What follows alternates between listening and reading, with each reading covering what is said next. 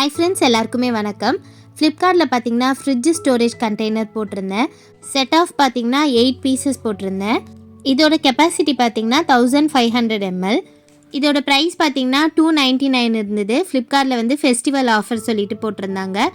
மீஷோ அப்புறம் மற்ற ஆப்லலாம் பார்த்தீங்கன்னா ரேட் வந்து 350க்கு மேலே தான் இருந்தது. அதனால் நான் ஃப்ளிப்கார்ட்லேயே ஆர்டர் போட்டிருந்தேன். 8 பீசஸுமே பார்த்தீங்கன்னா நல்லா இருந்தது, எந்த டேமேஜும் இல்லை. எல்லா கண்டெய்னரும் பார்த்தீங்கன்னா நல்லா ஸ்ட்ராங்காகவே இருந்தது. லிட்டு ஓப்பன் பண்ணி க்ளோஸ் பண்ண ரொம்ப ஈஸியாக இருந்தது.